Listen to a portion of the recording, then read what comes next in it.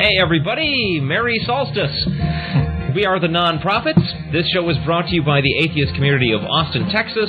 I'm the host, Jeff D. My guests today are Arlo Pignotti. Hello. And Vic Farrow. Hey.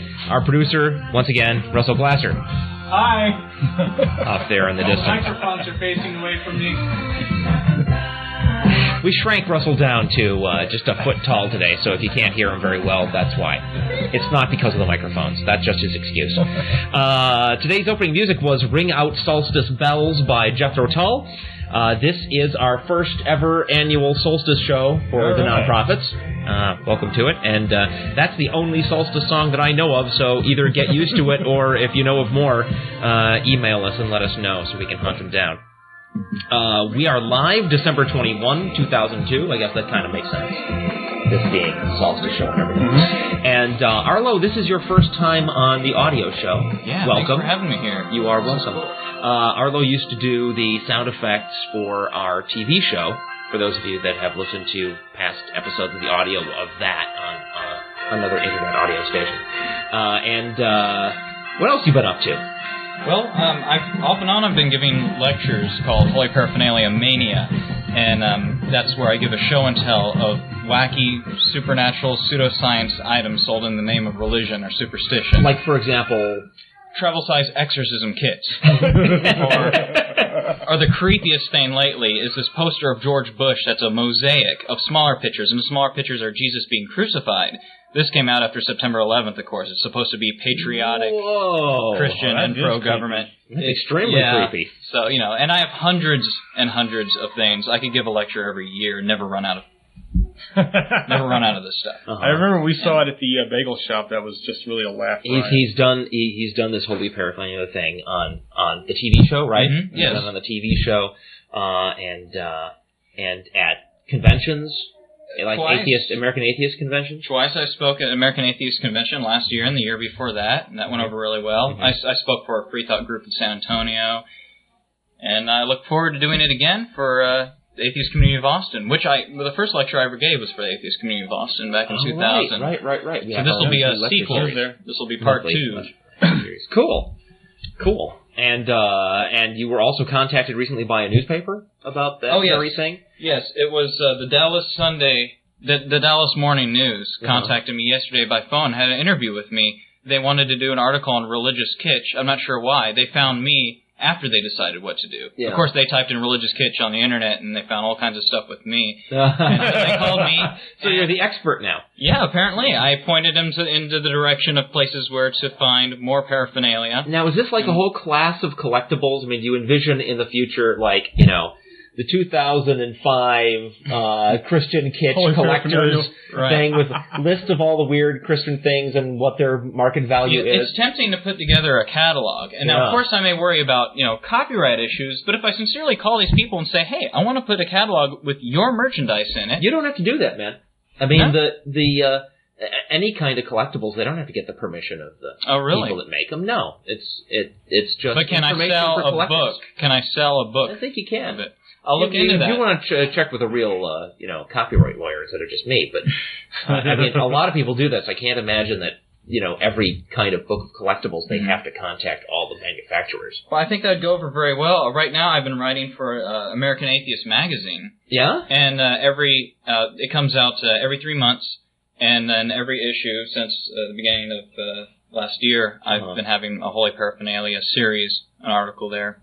Now, do you want to talk about this incident with the Comedy Channel at all? Oh, no? Well...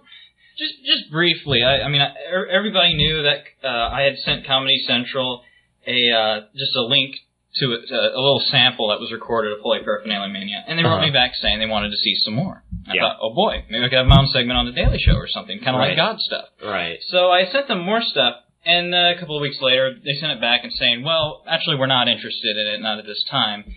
And lo and behold, a couple of weeks after that, which was just December 16th, they do a little... paraphernalia, but they didn't call it Holy Paraphernalia Mania, so I'm not pissed at them or anything. I'm not going to try to sue them, as long as they don't make it a regular deal. Because I don't want people seeing what I do and saying, oh, he's doing what Comedy Central does. It's like, no, they're doing what I do. Because they had one of their correspondents go into Christian shops, and it was pretty funny. They were interviewing some of the people who work there, And they happened to find the things that I told them about. So it's kind of disturbing, but hey, I'm happy if this can be exposed to the public, how wacky Christian stuff can get. Yeah. So be it. Well, that's neat. The Atheist Community of Austin is a non-profit educational organization promoting positive atheism and the separation of church and state. We have weekly meetings Sunday mornings at the Hot Jumbo Bagel Shop at 307 West 5th Street at 10:30 a.m., except for the first Sunday of each month when we have our lecture series at 11 a.m. in the Longhorn Room of Fur's Cafeteria in North Cross Mall. That's all right here in Austin, Texas. The next lecture will be on January 5. We're going to have the fellow whose name I do not remember offhand, who brought suit against the state of Texas over the Ten Commandments monuments. Van Orden. Yeah. Orden. That's the last name. Van Orden? Thomas Van Orden. Thomas Van Orden, thank you. And his suit failed, and I guess she's going to talk about what the next step is and so on. That'll be fascinating. That will be on January 5. ACA board meetings are at 10 a.m. on the second Sunday of each month. If you shop at the Randall's food store chain, you can give them our nonprofit organization number 5158, and 1% of your purchases will automatically be donated to the Atheist Community of Austin. Godless Gamers meet Monday nights at 7 p.m. here at Glasser Studios.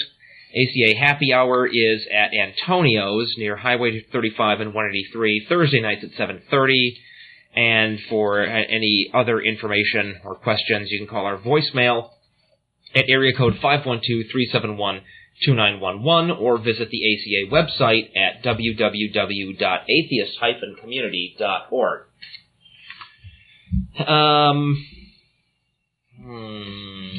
Reminder for ACA members and local friends, the ACA's annual Solstice Party is going to be here at Glasser Studios tonight at 7. This is December 21 for those of you listening at home. And if you want some information about the solstice, I found some useful stuff at www.infoplease.com/spot/wintersolstice1.html. And I understand they have some fine solstice cards at www.heresyhouse.com. Not that you're liable to get your solstice cards in time to give them to anybody this year if you do that, but maybe for next year. You know, last year when I realized I didn't have solstice cards, I went ahead and ordered some from, I think it was Freedom from Religion Foundation, had some Ingersoll cards. I think that's where I got them. And I ordered them, and I just sat on them for a year so I would have a supply. And this year we came up with enough cards. Plus, Amanda made some of her own that she has posted on the internet, and I unfortunately don't have that link. Now you can collect past episodes of The Non-Prophets and an audio version of our sister show, The Atheist Experience, which airs on public access television only in Austin, Texas, in a convenient CD format. Each CD includes a full month's worth of audio from both of those shows in both QuickTime and MP3 format, plus extra surprises. The CDs are $5 each, and they make great solstice gifts. Contact atheist@mac.com for info. Alrighty, and now, before we get into anything else, I have a little editorial comment I want to make.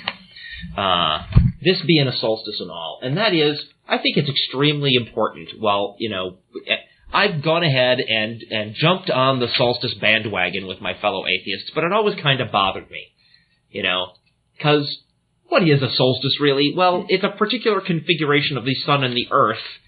Big frickin' deal, right? Okay, it's the time when the sun has gotten its farthest distance from the sun, or from the earth, right? And it's going to come back now, is that right? Or we're tipped the most or something? It's the longest day of the year. Longest day of the year. Because of the position. It's the shortest day of the year. Shortest day of the year. There we go. Okay. Shortest day of the year because but that, I mean, there is no meaning to that. Other than that, it happens to meet those criteria, right? It's the shortest day of the year. Well, there's no meaning. Well, it's a landmark to party. That's what it is. It is a thing that we picked out that's a regular event that we can recognize when it happens, and we decided we're going to have a party then. But I just want to go on the record saying we do not need a reason to party. We do not need one. But it's convenient to pick regular occurring things, right? If we wanted to say, you know, we're just going to make an atheist holiday and it's going to be the third Tuesday in February is always going to be our holiday. We could do that. It would mean exactly as much. Yeah. And I just think it's important to keep that in mind. Sure, fine, let's embrace this whole thing. But with the solstice, there's ancient pagan links, and pagans, of course, attached a lot of supernatural significance to this event, which I would rather not see my fellow atheists getting mixed up in. So, fine, pick it. Let's pick that. This particular astronomical event and call it a holiday. That's fine by me. But let's not go overboard. All right. Mm-hmm. We're gonna have a big party here tonight, and I'm gonna enjoy it, realizing the entire time that we're just having a party because we feel like it. All right. John wrote, going to our mailbag now. We got one letter this week. What? If we back up, if we think about it, that's actually 4 reasons to party throughout the year. Solstices and equinoxi. Every 3 months. Equini. What is the plural of equinox? I'm sure one of the 5 things we just said is it. So move on. I'm still on the 4 reasons to party throughout the year. 4 every 3 months. Big party. Amanda and I went out early this morning to go shopping. We walked down to the store. Just after sunrise. And we got to this place where there was like one of those metal posts in a parking lot to keep you from driving the wrong place, and it was casting a shadow on this concrete wall. And Amanda stopped me and got out a pencil and drew the outline of the shadow of that post on the wall, so that she could then compare, if we go out shopping early in the day and other days of the year, compare what the difference is. Okay, what's to stop them from painting over that mark? Oh, they probably will at some point, but there's no value until then. And we were half joking that this would be a neat solstice activity. Is get up at dawn on the solstice and cast a long shadow, and then the kids get big pieces of chalk and they chalk the outline of your shadow. Mm-hmm. And what you find is that every year at the solstice it'll come out the same. That'd be kind of cool. Try to do it on your own property. You don't want to be picked up for vandalism. You have to... I'd be worried about that, too. You're not in front of the store, you're marking on the wall. You want to put your hands behind your back, sir? It's hard to explain what you're doing to most police. That's like, what if it's cloudy one year? Oh, go sit down. We did get an email this past week. John wrote, "Happy Winter Solstice." That seemed appropriate. He says, "Great shows. Thanks for adding shows on a regular basis. I download them and listen to them from work." His name is John. He's from the Humanist Friendship Group of Central Indianapolis. That's the HFGCI. And thanks, John. Thanks for writing, and thank you for listening. Okay. Are we ready to actually go into, news? Oh, we're always talk about what's going on in the world? Let me start, because I have to put myself at the top of the list. Okay, Roy Moore. We have several of these wrap-up stories.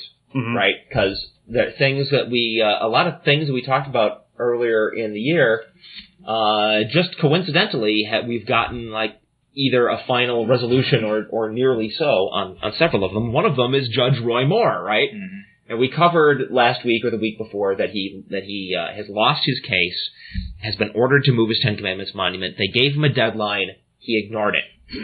So now they've given him another deadline. Which raises my eyebrows. It says a federal judge gave Alabama's Chief Justice a January 3 deadline to remove a Ten Commandments monument from the state judicial building, but suggested that the order may be put on hold during an appeal. And yet he'd asked for that too. He'd asked, can I just leave it up while I submit my appeal? And they were going to say no. Now, apparently, they're backing down. U.S. District Judge Myron Thompson set the deadline after Justice Moore testified at a hearing Thursday that removing the granite monument would violate his oath of office. The state laws he swore to uphold are based partly on Judeo-Christian values, Moore testified, and Thompson's order, quote, basically says that I cannot recognize the source of our system of justice, unquote. Apparently he can't recognize it anyway. Good point.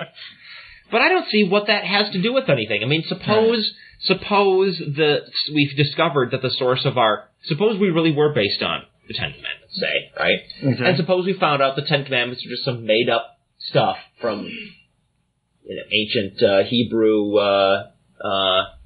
nomads that have been out in the sun too long, right? And that they weren't really all that, it wasn't really all that great of an inspiration. Wouldn't it be okay to stop recognizing those, even if it was true? I suppose. I don't see how this guy's oath of office has anything to do with what the source of the system of justice is. It's not his job to care what the source of it is. Well, it's his job to enforce it, don't you think? Yeah, partly, but if you're not correct in your source of the American system of justice, this all comes from, in all these cases where there's a Ten Commandments monument that needs to come down, they're all trying to put in this historical context argument. Yeah, no, I know they are. Well, I know they are. That's just another version of it. Sure. What I'm trying to say is, it doesn't matter. As far as him doing his job, it doesn't matter what the source of our laws is. And he was ordered by the court to remove it. This is not one of those tablets that's sitting out there that has, like, a bunch of other little side notes of various famous American quotations alongside. Right. If you've seen it, it's a giant freaking Bible. Bible. Yeah, and that's an arbitrary source. In the middle of the lobby. Before that one, there's things after that one, a whole chain of events that lead up to what makes our country. But this is all irrelevant. He's arguing that he needed that removing it would violate his oath of office. Well, no. Putting it there in the first place violated his oath of office says nothing. Does not matter what the source of our laws are. His oath of office is about upholding the laws we've got. Right. Whatever they are, wherever they came from. And he could spit. He could take a bust of Thomas Jefferson and spit on it without violating his oath of office, as long as he's upholding the laws. Doesn't make any difference. So I do not get his argument. How many times is this that he's been ordered to remove it and hasn't? Only once. Really? Yeah. There's only one. There's been one court case, and he was ordered to remove it once. And he is not done. I could swear that they've told him to do it at least a couple of other times. No. I think, he had a lower case and then he appealed that. I don't think so. It could be, but I don't recall one. I thought so. The original lawsuit was brought by one of his colleagues in that building that he put it in. And I think her case won. Oh. The original suit was brought by someone who was there when he put it there. So then was it... Well, this is a federal judge. Oh, there we go. Right. So there was a local case, and then it went to the federal level. Okay. Right. Richard Cohen, a lawyer with the Southern Poverty Law Center, said Moore's argument conflicts with the constitutional provision for separation of church and state. Quote, "The Chief Justice's remarks were bizarre and disheartening. They're at variance with federal law." Unquote. I'm sorry, let's continue that quote. "This is the Chief Judicial Officer of the state of Alabama." So, yeah, right. I mean, it's just been determined in court that whether those are the source of our legal system or not, whether the Ten Commandments have anything to do with our legal system or not, you still can't have the monument on. Right. So why aren't federal officials coming there to remove that damn monument without his consent? I don't know. Well, they gave him this. See, apparently this argument that he made that it would be violating his oath of office in order to take it down. Apparently, that argument was enough to convince this Judge Myron Thompson to give him the new deadline and possibly waive the requirement for the monument to come down until after there's been a appeal. I don't know. I don't understand it. What's the deadline again? January 3rd. It's January 3 now. Nah. Moore, a conservative Christian who campaigned as the Ten Commandments judge, moved the 5,280-pound monument into the Judicial Building Rotunda in the middle of the night in July 2001. Last month, Thompson ruled that the monument improperly promotes religion in a government building, and he gave Moore until Wednesday to remove it, but Moore did not comply. After issuing the new deadline, Thompson said he would decide next week whether the monument should be removed pending the outcome of appeals. So he's left that option open, that if Roy Moore appeals, maybe they'll let the thing stay until the end of the appeal. Oh boy. I don't get it. my father would say they're pussyfooting around with it. But yeah, it's about time to have a SWAT team go in there, drag the monument out themselves, and throw Judge Moore's ass in jail for contempt of court. Yep. I would think so, yeah. I would think if you and I had violated a court order in such a way, Mm-hmm. before we'd be sitting. All through the courthouse, Now- nothing stirring, not even John Ashcroft. We can't expect him to sneak it back out in the middle of the night. Someone else is going to have to drag that thing out there. Yeah. It's not like he owns the place. I mean, it's a court. It's, Right. They should be able to it's a just walk in there and state-owned move building. it. It's not his freaking house. Yeah. But he thinks it's his God's house. Now, one other interesting thing, I didn't bring the full story on this because I frankly could not make any sense of the legalities involved.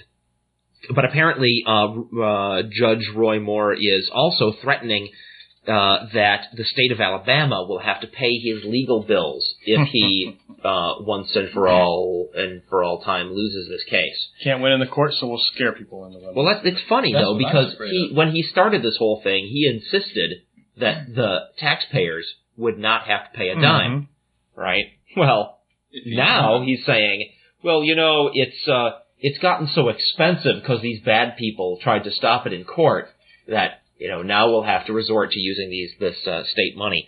Now, I don't really understand why it is that state money is a possible source of paying for his legal bills. I understood that he was personally sued, that this is not a lawsuit against the state of Alabama.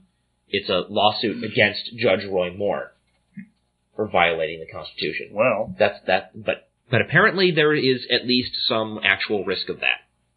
is there some catch where you cannot sue the district? I don't know. District judge? I don't know. I really don't understand it. He's the DA, right? He is the Chief Justice. Chief Justice. You cannot sue that without suing the state because of his position. I don't know. I read this whole thing, couldn't make heads or tails out of it.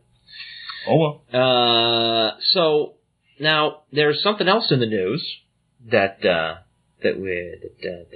is sort of related.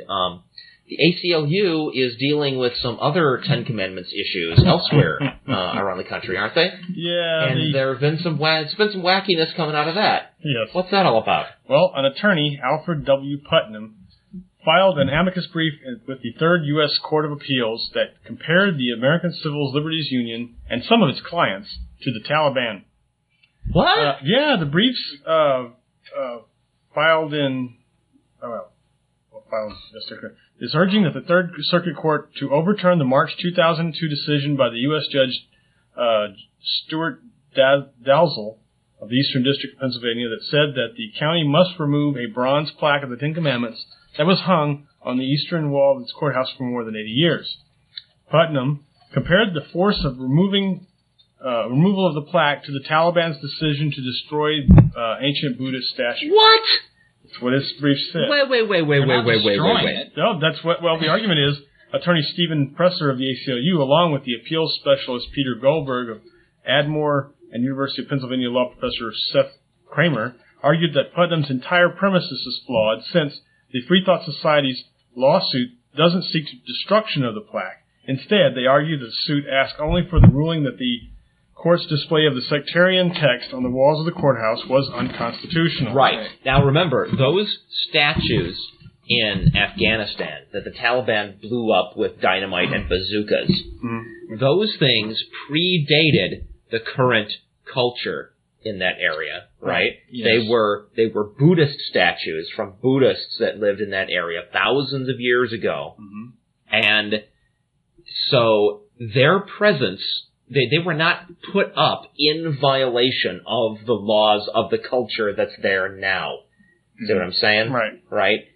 That thing, from the moment it was put up on that wall, was in violation of the Constitution. It was in violation 80 years ago, even though nobody recognized it at the time.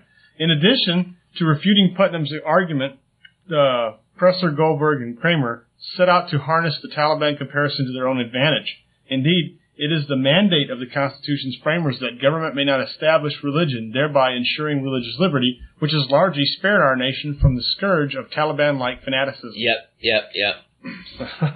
They're going to use his own arguments against him. Good. Yeah. Good. That's just appalling. Yeah, it's ridiculous. Wasn't well thought out. I mean, good grief. That's and it's exactly the opposite, right? I mean, it's these guys who want to force their religion on the rest of us by putting up things like Ten Commandments monuments. They are the ones who are like the Taliban. Yeah. They are the ones who want to impose their religious views on all aspects of our culture and art. And it's the ACLU who is trying to make sure they don't do that. Yeah. I'm not surprised by this attitude that Christians have that they should foist their religion upon anyone.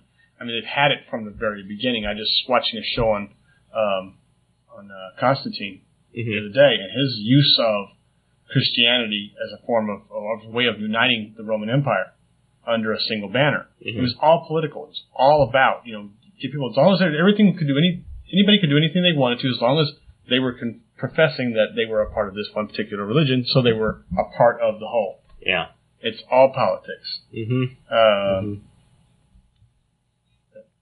they've been practicing that for a couple of thousand years. And we don't need that in the United States. I mean, actual patriotism, right? Actual, in appreciating being an American, and understanding what's good about the rules that we're living under, and why it's a good idea to uphold that, and so on. I mean, that's all enough, isn't it? Yeah, if you think about it, we already have a thing to unite us, and it's called, citizenship. Well, yeah. And the rules that hold us together, the Constitution, has been around for over 200 years, and we are currently the oldest existing government. Not oldest existing, the oldest current government. There are no other governments that are 200-something years old.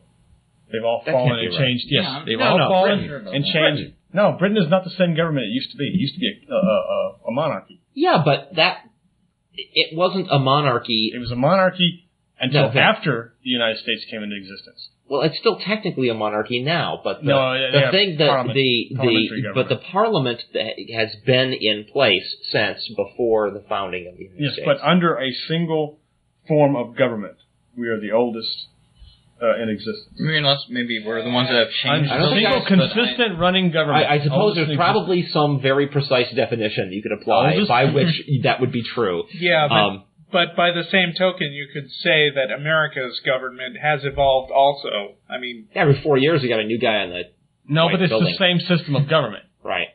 That falls into the same constitutional system of government. The British system has not changed since then. The British system has not changed. It has changed considerably since that time. So has ours. There was a parliament. Yeah, there was a parliament. They had a parliament. I forgot where I got this bit of information. Okay, I think they lied to you. No, they didn't. We'll have to research it on our own time. When we go to the theaters, my Amanda and I, there's this one. There's some realtor that has an advertising slide that they show you before you see the movie, and it makes this claim. What's the one right we have in this country that doesn't exist in any other nation on earth, and it's the right to own property. Like, what the hell? That's absolutely not true. Yeah. There are many other nations in the world where you can own property. But, a lot of people assume we're the only country that's free. I mean, there's a lot of European countries I've visited that I think are more free than this country. A lot of people assume all kinds of little, little facts that are not facts, like human beings only use 10% of their brain, that kind of thing. Now, some people, though, I think maybe do only use 10% of their brain. Russell? Didn't mean you. Thanks for clearing that up. Now, another one of these stories that we covered earlier in the year that there's now a resolution to, and it's not a good one, is the whole Miracles of Mother Teresa thing. Right? Yeah. What is the upshot of this? Pope John Paul II brought Mother Teresa closer to sainthood on Friday when he approved a miracle attributed to the Roman Catholic nun who dedicated her life to the poor. With the miracle, Mother Teresa can now be beatified, a ceremony scheduled for October 19th in Rome, her order said. Oh. A second miracle is needed for her to be made a saint or canonized. Yeah. At Mother Teresa's Missionary of Charity House in Calcutta, India, nuns rejoiced at news of the announcement and passed out candies to nearly 100 orphans to celebrate. That's a funny image. The mood is joyous. It's great news for all of us, said Sister Priscilla. 100 orphans worth of candy is like $20. Yeah. Wow. Not giving that much to trick-or-treaters. This is something very special. Are they sure they not only to India? They sure they might not need to declare bankruptcy at that before they give away all their funds in candy handouts to the poor. Yeah, we've got to be careful. Because you know how the poor that. need candy. Well, because you know how poor the Catholic Church is. Oh yeah. Go ahead. The miracle attributed to Mother Teresa's intercession involves the recovery of a young Indian woman, Monica Besra, who had a stomach tumor. Now, that's the exact news story we covered. Uh-huh. We know that's not a miracle because she received medical treatment, standard medical treatment from licensed physicians to treat that tumor and make it go away. And it went away exactly according to schedule. Exactly. There's nothing miraculous about that event. Her husband, the woman's husband, insists that it wasn't a miracle. Her doctors insist it wasn't a miracle. The two nuns that were attending the woman with the ovarian cancer that went away are not available for comment because the Catholic Church has hidden them away so nobody would talk to them. That's not what this story says. It says her recovery after an image of Mother Teresa was placed on her stomach was judged to be without any medical explanation by a panel of doctors consulted by the Vatican. Who weren't there, probably. Right. The doctors who were there could tell them exactly what it was. She is saint by popular demand, not by miracles. That is completely they went stupid. looking for miracles that she could do. And you know why the whole miracles thing is so damn important to the Catholic Church? It's because everybody can look around and see, science is pretty much explaining why stuff happens, and we just don't have these miraculous things happening. They gotta whoop up miracles in order to keep the whole idea that miraculous things happen in circulation. It hasn't always been like that. People used to be a lot stupider. And a lot more ignorant. They steal the successes of science to claim as their miracles on top of that. There you go. Precisely. Exactly so. Anyway, the Pope was apparently a busy guy on Friday because he approved 14 miracles that day. Including 14 miracles? How long do you think his day is? Think he works like a 7-hour day? It's 2 minutes. He probably works like a 7-minute day. Because you want to make sure, if you're going to call something a miracle that's a complete violation of any known laws of physics, you want to make sure you get at least half an hour to look it over. Now, given the Pope's age and physical condition and health, do you think he actually addresses any of these issues, and it's not just the people around him? Well, I think they've accepted a spot of the Pope's drool as his signature. Oh, okay. Okay, and that was my tasteless comment. Hooray! Did the Holy Father drool on it? Whoa, yes, he did. Well, bow then. Yeah, huh?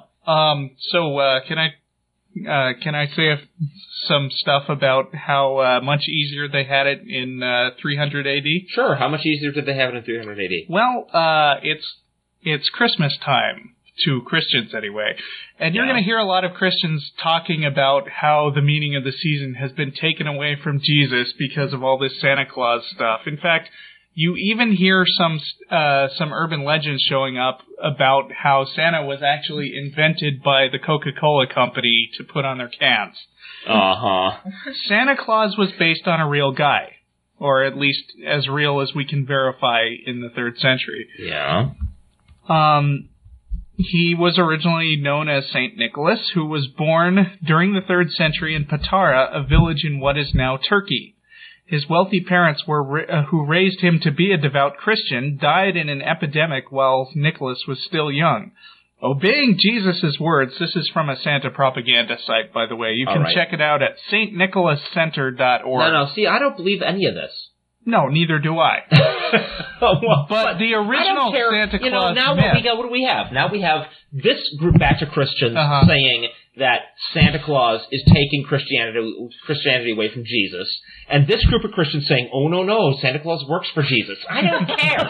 They're all completely stupid. They have no idea what the hell they're talking about. Well, I mean, they don't know their own history, which is, most atheists I know the story of where the Bible came from. But much I don't have better any than reason Christians to. do. But see, you're reading this to me as if this was their history. I don't have any reason to take these people seriously either. Well, I suppose. Now, Manda, my wife Manda, has been doing her own independent research on the Santa Claus question. Yes. And drawn the conclusion that he is, in fact, a modernized version of the god Saturn. You think so? Yeah. Okay. Now, I don't know. I mean, I haven't done the research. She did, and boy, if she'd come on the show, then she could tell you all about it. That would be cool. But she did this funny does. comparison between like the earliest known picture of Santa Claus, Mm-hmm. or a very early picture of Santa Claus, and a picture of Saturn. And the one big difference is Saturn has half a baby hanging out of his mouth. Ew. Because he ate his kids. Gross. Well, there are... Naughty? Nice. Sorry. That's two. You've gone over your quotient. Or quota. Well, look, so some miracles, I mean, obviously to be made a saint, assuming the story is true, then St. Nicholas had to perform some of his own miracles. Oh, right. And there are stories with? Of legends, some of them are fairly simple, like there was this poor man and his daughter didn't have any money for dowries, so they were going to be sold into slavery, and St. Nicholas made some bags of gold appear in their house. But there's another story which is even more impressive, which is where some students were traveling to study in Athens, and an evil innkeeper robbed and murdered them and hid their remains in a large pickling tub. And it so happens that Bishop Nicholas was traveling along, and he had a dream about these boys, and he went and confronted the guy, and he found the remains, and he brought them back to life, and they went home. So that Santa Claus is just like this cheap, psychic investigator. Yeah, but he brought them back to life. Oh, did he? Yeah. Where does the reindeer with the glowing nose come in? I don't really know where that came That's from. post-nuclear age. Probably. He had the reindeer, and he led the reindeer around the house, and when his nose glowed, he knew he was near human remains.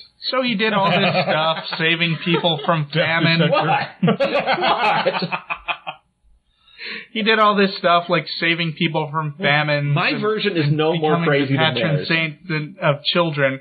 And I was just thinking, Now wait a minute, is this guy an actual official saint, or is he one of the many saint this, saint that if you really look in the records, they never sainted anybody like that? He was sainted a century after his death, according to the story.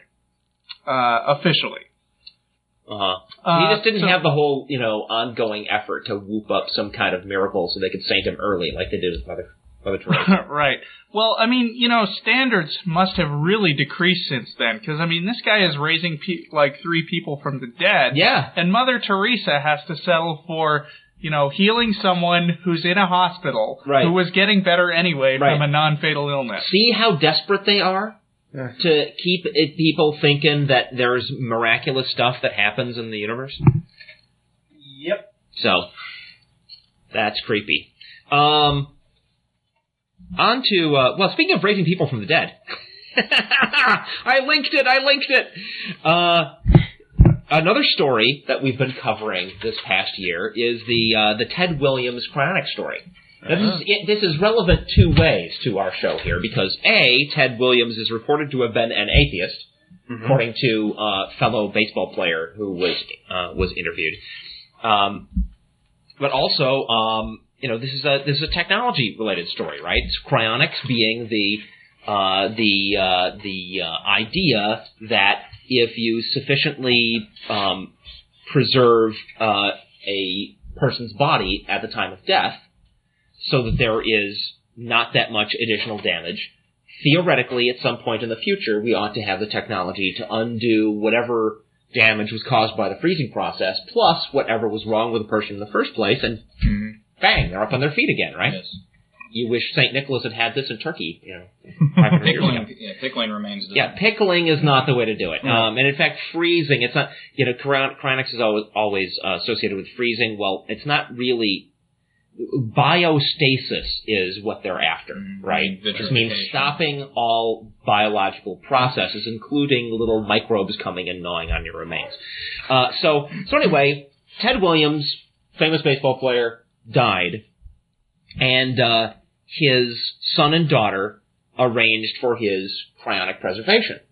Well, he had another daughter who was estranged, who was not getting as much of the inheritance as the son and daughter involved in the cryonics arrangement, and she sued, claiming that, oh no, Daddy would never have asked for anything like that. And they produced a handwritten document signed by him saying, yeah, I want to get frozen. In fact, it was a pact, all three of them, the son and daughter and Ted Williams, were all going to get frozen when their time came. But she was fighting this in court saying, oh no, Daddy would never want that. And, that suit has been dropped now. You'll never guess under what conditions that lawsuit was dropped. Well, I'll tell you before you try to guess, because maybe you will and then you'd prove me wrong. The son and the daughter agreed to cut the other daughter in for an equal share of the inheritance. And then she dropped the suit. So what was this about the entire time? It was always about the money.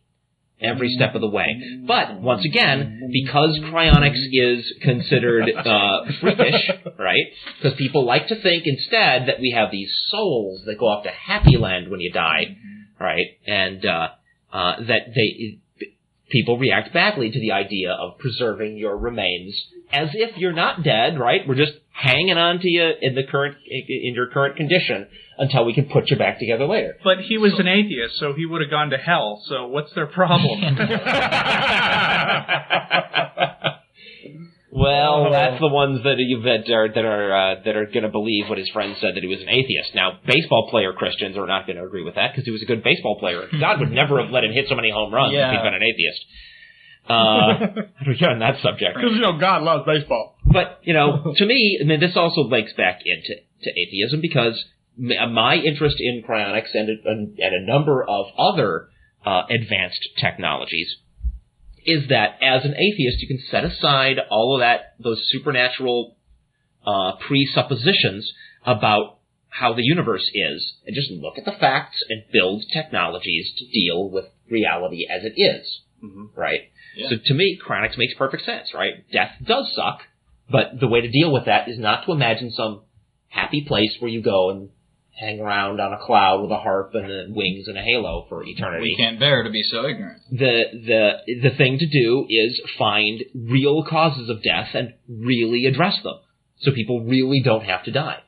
Or if they do, then really preserve them, so when we have the technology to really cure them, then they can come back to life. And that leads into our next story, Arlo. Yeah. I understand there's something happening in cloning. Oh, yeah. Yeah, this is an interesting one. Cult says it has cloned a human. Biotech wing of Quebec-based Raelians reveals that girl is due within 2 weeks.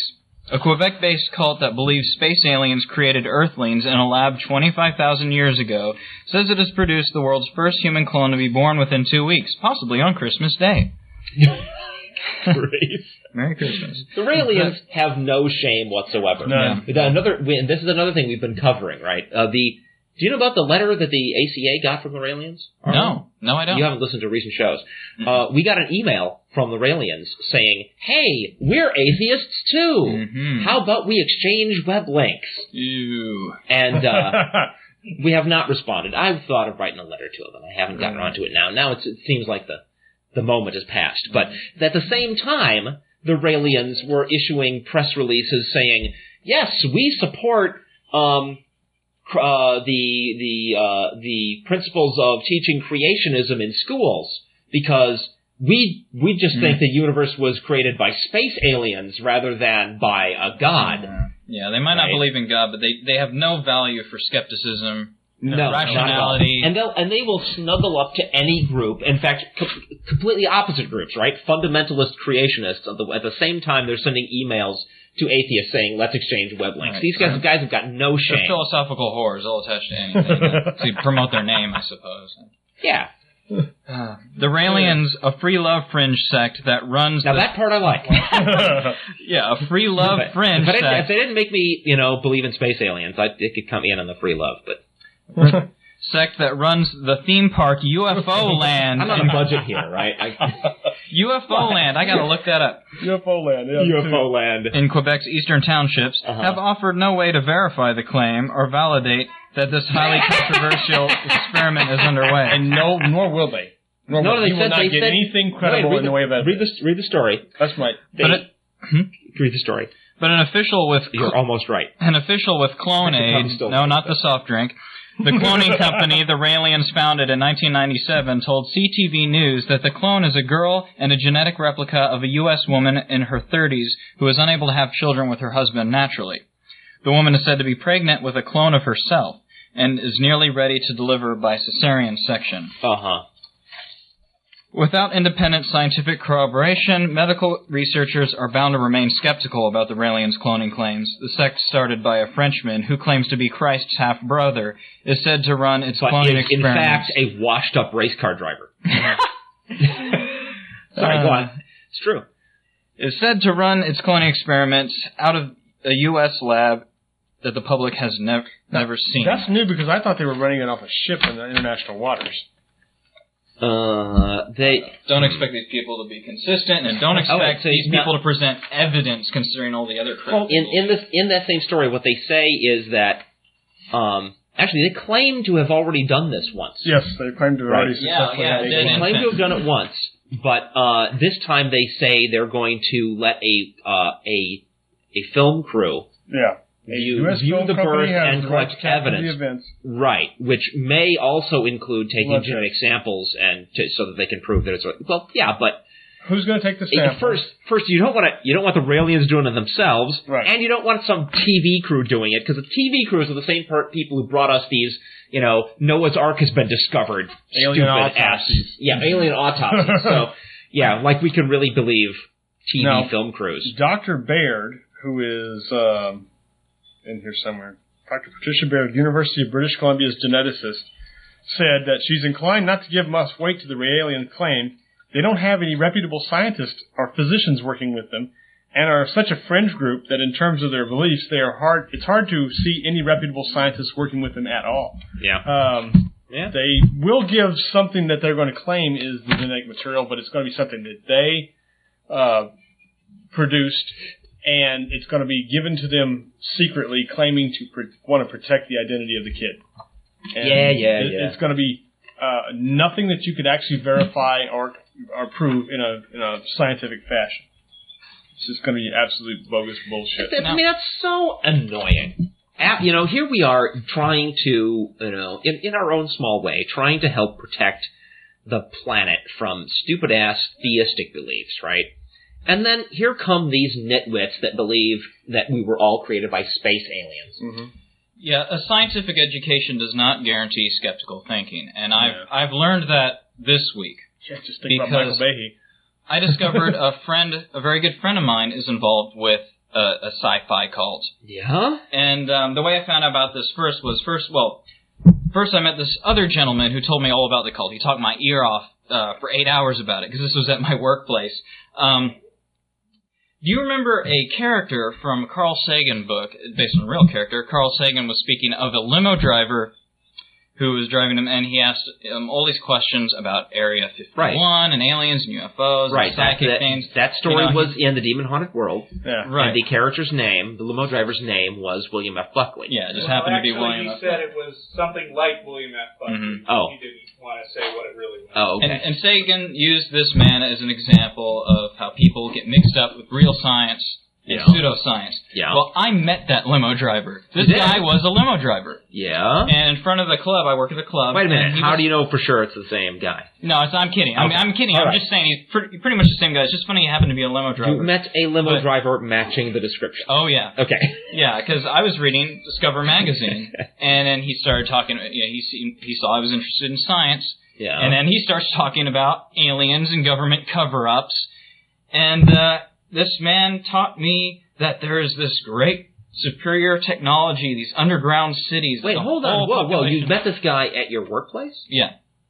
He wasn't driving you around in his limo? No. He had like a really bad night. No one was calling him, so he was just hanging out with me. You don't work in a limo driver, No, I work the front door of a club.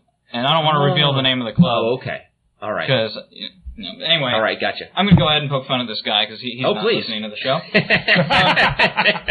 What was his name? So, that's all right. I'm not going to give his way. And what's funny is I think he's a limo driver only because he gets to dress up like the guys in Men in Black because he's got the shades and the suit and the earpiece. Oh boy! And he's real big on UFOs. And he was trying to convince me that there's these. The government is in cahoots not only with aliens, but with something called the angelic hierarchy, this group of angels and God, all working together to build underground cities under the Earth's crust that they're so technologically advanced, and apparently the government's so competent that aliens and angels and God? Everything. And the government. I'm wondering, is there anything this man doesn't believe? And so underground, he says this is all going to come to pass in a few years. All this is going to be revealed, and there's going to be a catastrophic event. That means we're going to have to live in these underground cities, all 6 billion of us. We can't even feed people in third world countries, and yet we got a condominium underground for every one of them. And and he was teaching me about how Jesus, Buddha, and Krishna, and Abraham, all these prophets, they all were taken away by the space aliens, and they're all going to return one day. And he was passing on all this supposed wisdom to me. He also taught me that you can get the smell of cigarette smoke out of your jacket without putting it in the dryer, but I don't even know whether to believe that. And this will just show you what lengths people go for these cults. He told me that there was a time when, in 1994, he sold his business and all his belongings to travel to Egypt with, he says, there were about 300 channelers and psychics. They all got together at the pyramids, awaiting Jesus' return, and Buddhas and all the people. They're all super friends. And now he's driving a limo. Now he's driving a limo. We know how well that all works out. It's a fucking funny story because, okay, and he said he said, it was mostly women. Sounds like a great way to meet women. Everyone wearing white robes, lighting candles, but they weren't railings, though. No, they weren't railings. So there may or may not have been any free love going on. They're called the Galactic Federation. And it sounds real Star Trek-y, doesn't it? And they're not one of these weird cults that where when you join, you decide what alien planet you're from, and each one has its own banner. It's like they have conventions, and it looks like idea. A convention. They do have they are going to have a convention. I'll get to that in a moment. Boy. But what these people did was after doing their candle ceremony, they went to the Sphinx. And they each pay, all 300 of them each paid the Egyptian police $30 to sneak into this, and I don't know if this is true or not, it sounds like bullcrap to me, but this secret passageway in the Sphinx that nobody knows about. And he says it's in the rear end of the Sphinx. It would be. He says there's these 3 rocks. You move the 3 rocks, and a secret passage opens up. And all 2 sort of round rocks, and then a long, slender rock. Yeah. Going way over the top. So they knew. There have been a few shows when I didn't say anything extremely distasteful, and I want to get my entire quota in before the end of the year. So essentially, they neutered this thing, got in there, and you weren't here at all 1 week. So there you go. That's right. So the missing weeks worth of. Go ahead. So they crammed them. So I don't know what they were trying to find. And they sort of wriggled up. He explained it. He described it like they wriggled through this tiny space, and there was another rock. And then, unfortunately, the police called up and said, "Oh, you'll have to come out. There's another group here that paid more than you." Oh, no. And he said, with a very disappointed voice, he said, "So we didn't find Jesus. We didn't." I'm like, looking into the anus of the Sphinx to find Jesus. Talk about looking for Jesus in all the wrong places. And I don't know. He tells me to go. Sphinx. And he That's right. tells me... Why they call it a sphinx. Sphincter. Now, he could tell I wasn't buying it. Yeah. You could tell I wasn't buying it, and he just told me, he said, go to this website, PAOWEB.com, powweb.com. PAOWEB.com. What does PAO stand for? I have no idea. But what he... And, of course, he says to me, now, I'm a real skeptic. Uh-huh. And I bit a hole in my lip trying not to laugh. Because you're looking at Ask the Sphinx for Jesus. No, you pay $30 to look at the Ask the Sphinx. You sell your belongings and join a cult and pay $30 and climb into the Ask the Sphinx. You're not a skeptic. I'm sorry. If I happen to be in Egypt, at the rear end of the Sphinx, with a flashlight. And $30. And no dollars. Ooh. And I just happened to find a secret opening. Wait, PAO stands for Planetary Activation Organization. That's nice. Oh, and watch this. This website is supposedly created by a super intelligent race of alien beings. Click on their symbol there. The link's broken.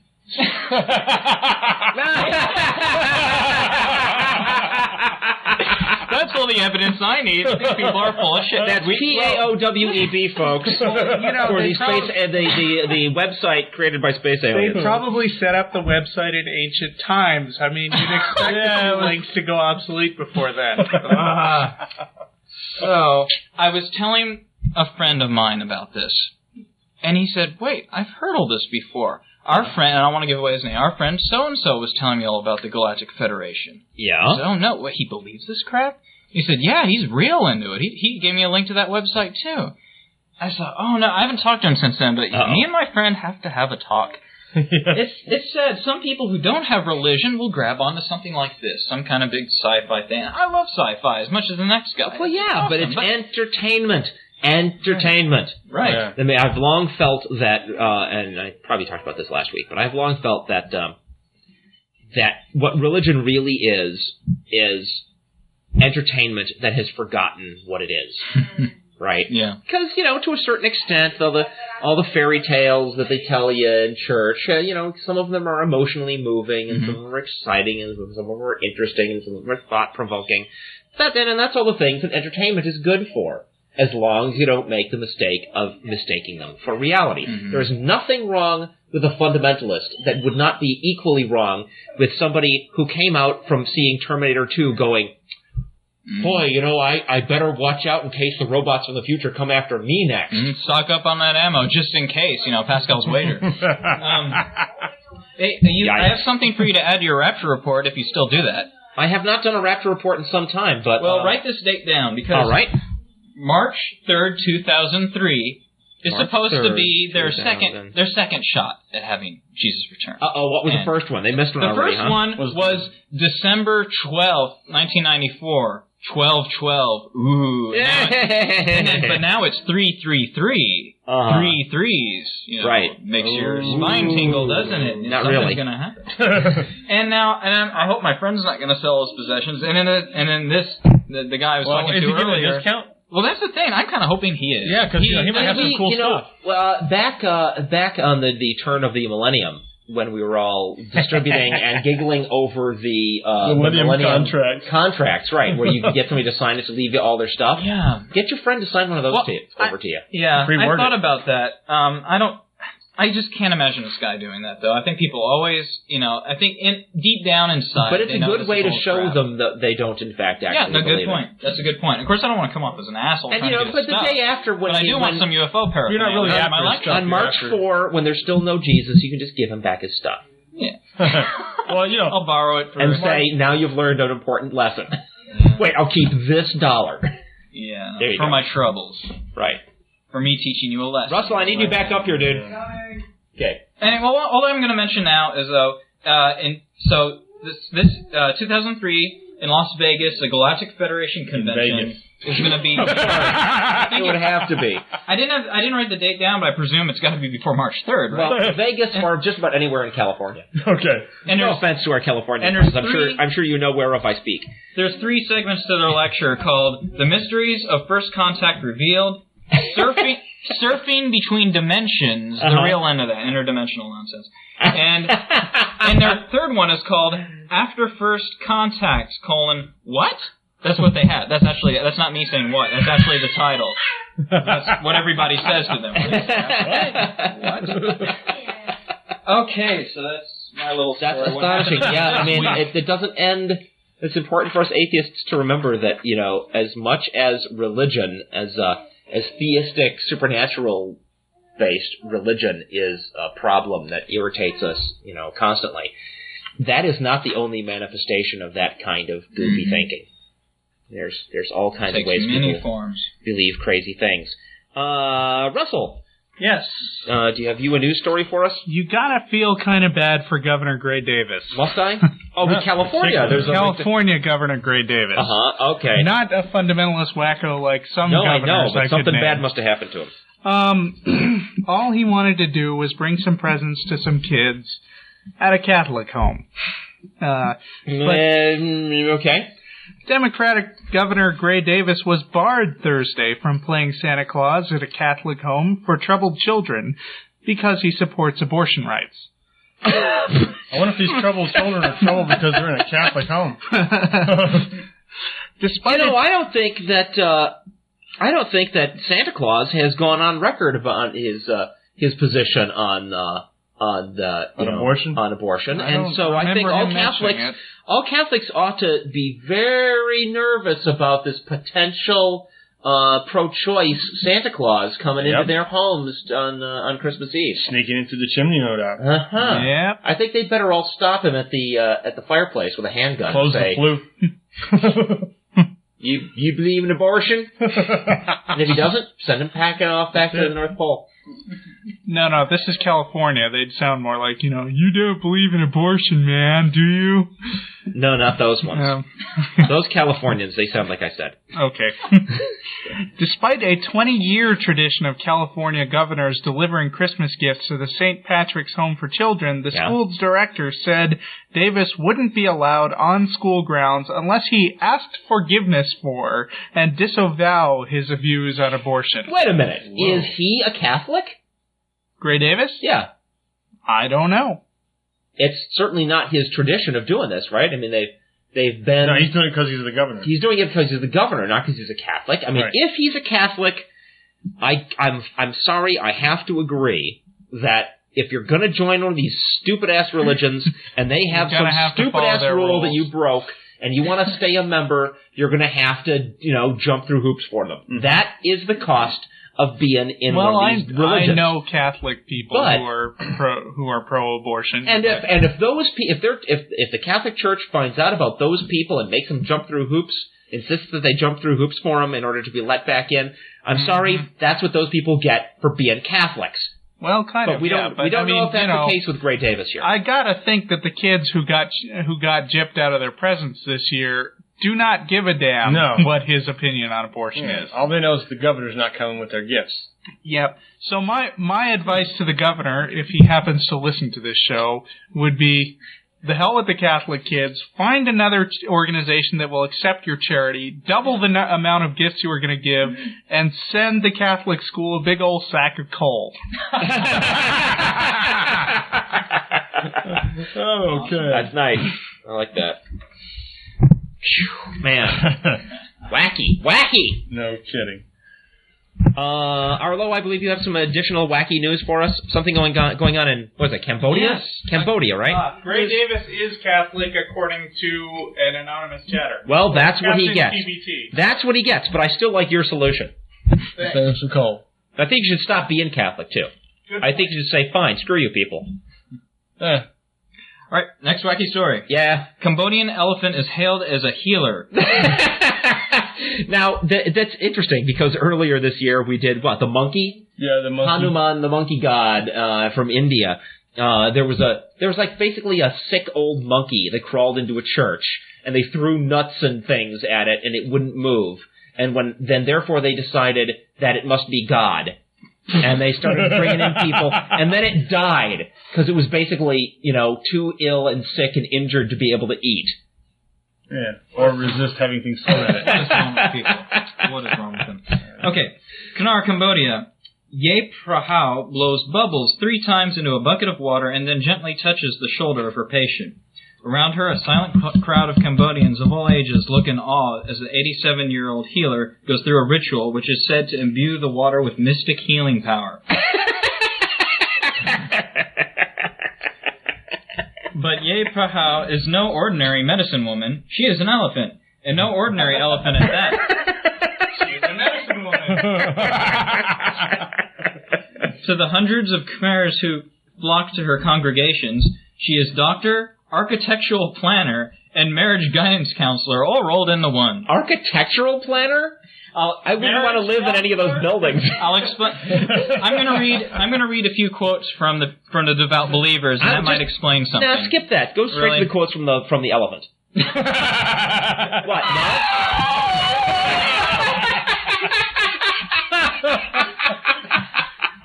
Okay, well, I'm convinced. Wow. Go ahead with the followers. Maybe this will explain something. I think now she is the oldest elephant in Cambodia. She knows how to stir water and put magic in it.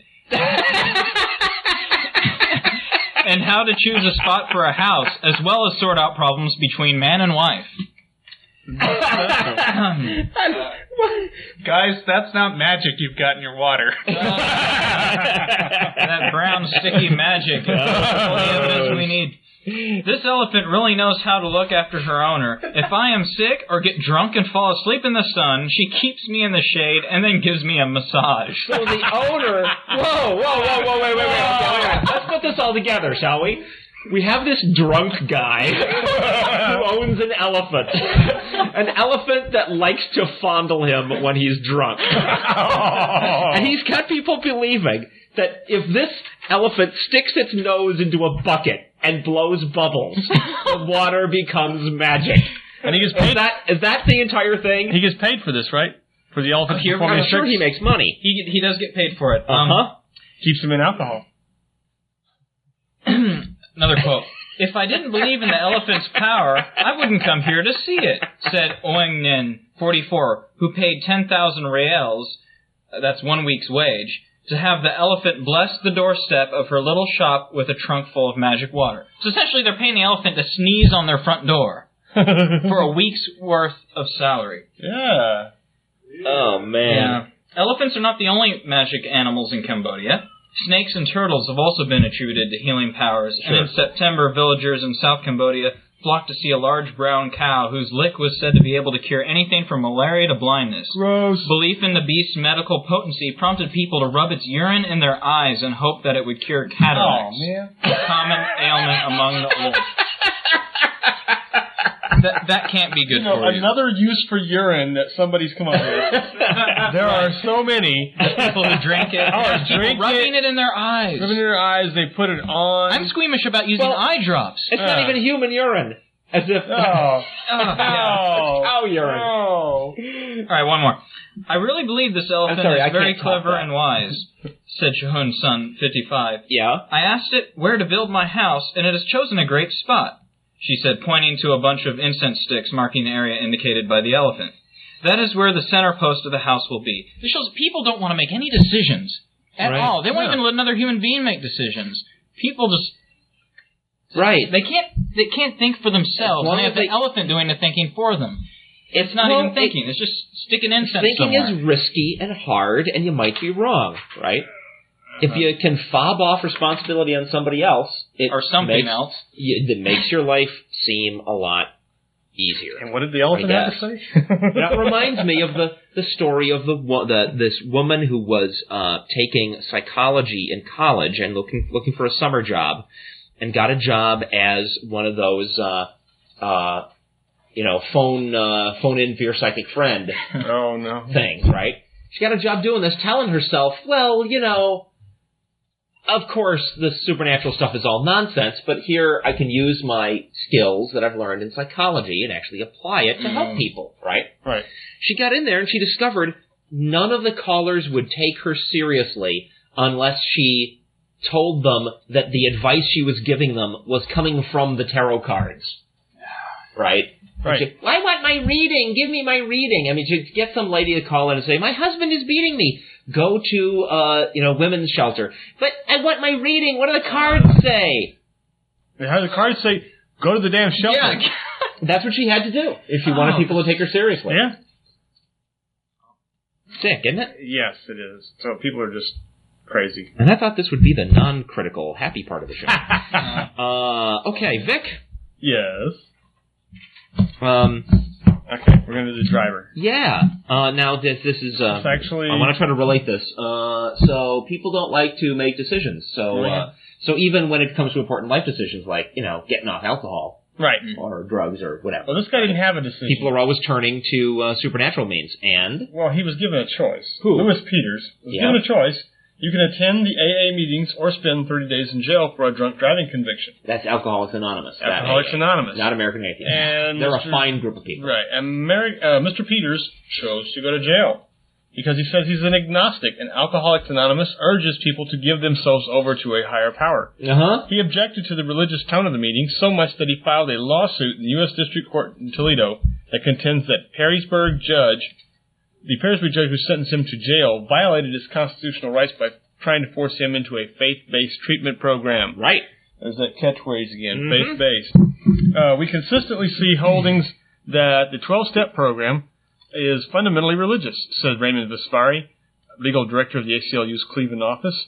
To compel someone to choose between jail and saying he believes in a higher power is a violation of the Establishment Clause. Judge Osterud finds the Establishment Clause argument interesting, but doesn't think the AA treatment for alcoholics is a religious program. Apparently he's never been to one. I do not believe the philosophy, this is quoting the judge, I do not believe the philosophy that there is a higher power that will assist you is necessarily religious.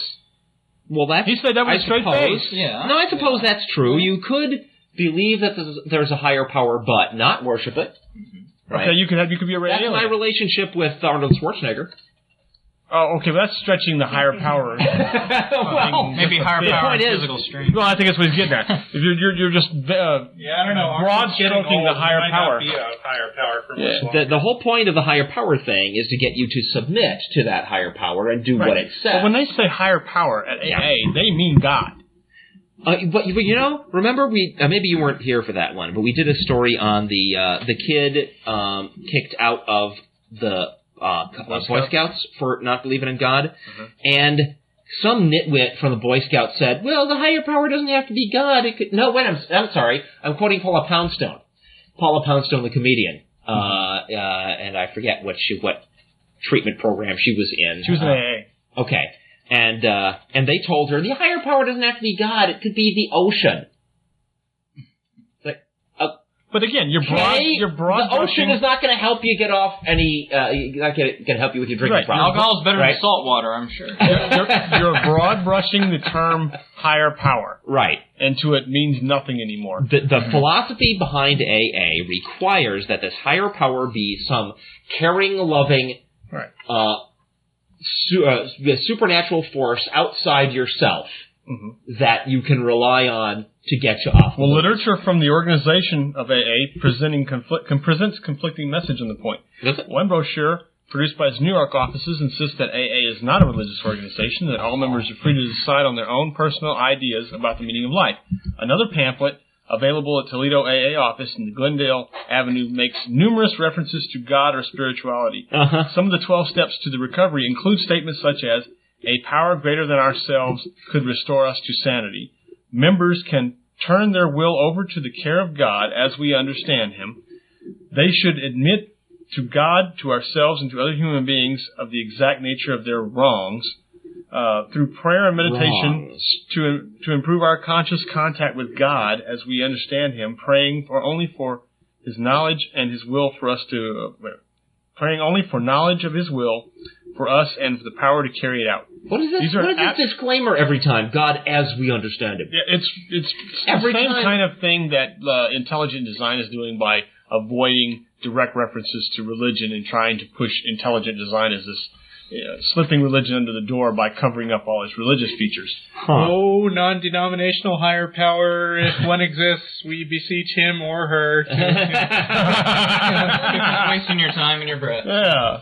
Wow. Now, Mr. Peters told Judge Osford at the subsequent court hearing that he was an agnostic, someone who questions the existence of God, and the judge told him that he wouldn't be the first person with such doubts to enter AA. Mr. Peters was polite, but steadfast in saying that he was uncomfortable with the program and wouldn't participate. That is your choice, Judge Ostrich said, and there are consequences, and those consequences are you're going to go 30 days in jail. Mm-hmm. So he was given a choice of confess to a higher power or spend 30 days in jail. Right. And that's the whole gist of it. And, you know, saying that it's not a religion or could be like the ocean instead of a god doesn't solve the problem. I mean, in a more general sense, the government should not be giving people who believe any particular thing a get-out-of-jail-free card, right? Right. No matter what it is. I mean, do you believe that 1 equals 2? Well, if you are willing to believe that 1 equals 2, we will send you to this other program instead of spending the weekend in jail. You know, right. If we had that, it would have nothing to do with religion, the government should still not be doing that. Because that's thought control. Right. Giving people special privileges because they claim to believe certain things is the same thing as promoting belief in those certain things, and that's not the government's business. Or shouldn't be, right? No, it's not. Even if it's not a higher power, even if it has nothing to do with religion. I'm sick of those two words, higher power. You know, my wife applied for a job just this week where they ask on the application, do you believe in a higher power? She put no. And of course she's not going to get the job. It's with the Optimum Health Institute. I'll look it up later and find what they're about, but it's, you know, apparently it's a religious thing. On their website, they have a whole section that says that little at the bottom, not medical, and you click that, it's pretty much saying nothing we do is going to help you in any way whatsoever. You know, not in those words, but it's essentially what they're saying. It's kind of I think it's a quackery. Now that King George is broad-stroked his new faith-based payment plan into effect, there's going to be a lot more of this because now these religious institutions can get government money while still being discriminative in their hiring practices, and they claim that there won't be any proselytizing to people who are. But there's no oversight. But there's no oversight, so it's going to happen. Because that's what they frickin' do, you know? Yes. I mean, all year we've done story after story of little groups sneaking into high schools under false pretenses, saying we're a motivation group, right? Motivational speakers. And they go out and they do their thing, and then it turns out to be all about Jesus. Yeah. It's all a way of sneaking into the school and using that venue to sucker kids into religion. I mean, they do this over and over and over again. It happened to me when I was in high school. Linear High School right here in Austin, Texas. Yeah. The power team came. Yeah. Oh, yeah. It was mandatory. You had to listen to those guys. Mm-hmm. And yeah, it starts out being just secular motivation, but then they end up making references to the higher power, good friend, the higher power. They just lie. Yeah. They lie over and over and over again. Amanda and I went in to get her ID card updated, and they have it's a non-driver's equivalent of a driver's license, and they have a little camera for taking your picture, right? And the woman says, "Look in here," and points at the aperture for the camera. Well, right below her finger is this little placard that she put there that says a little poem about God and how much he loves us. This is a woman using her authority as a state employee to promote her religion by putting up a little plaque about God right where people have to look. Because they are legally obligated to go in there and get their picture taken for the ID. Who saw this? This happened to me and Amanda. Oh. And we called out the we asked to see her supervisor. Good. And we actually got the like a security person, I guess a police officer type DPS guy woman, and she came out and she knew a lot more about the law than the woman behind the counter did, who simply said, "No, all separation of church and state means is that I can't force you to join my religion." No. And we informed the woman. We've been planning on going back for the next time we need something and seeing if it's still there. And if it is, then we will take it to a higher power. Like the ACLU. I went to court to pay for a traffic ticket, and all over the windows were I know there were angels, some other things. Everything was so borderline, though. It didn't really bother me. It was pretty generic. I mean, angels, I don't know. Is that religious?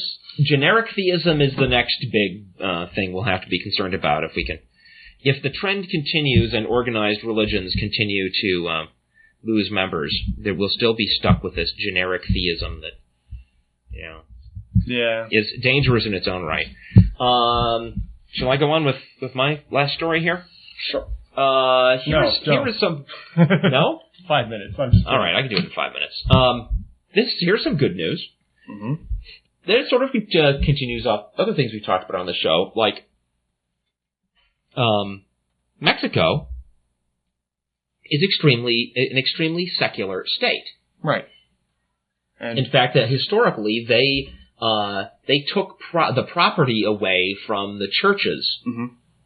Early in after the revolution, Benito Juarez took their property away and basically gutted them of their power. They had without property, they had no real authority. Right, and despite this stereotype of Mexicans as being extremely religious and Catholic, as far as their government is concerned, religion has had nothing to do with it. And just earlier this year, we did a story on this kind of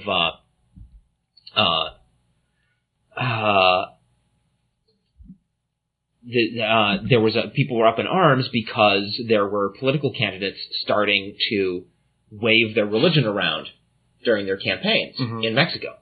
So anyway, the Catholic Church appears to be losing its steadfast grip on Hispanics in the USA. And while some are joining other churches, the fastest growing religion among Hispanics... That's not all they're losing their grip on. What? Oh. I have to start over again now. While some are joining other churches, the fastest growing religion among Hispanics is no religion at all, reflecting the same secular trend seen in the general population.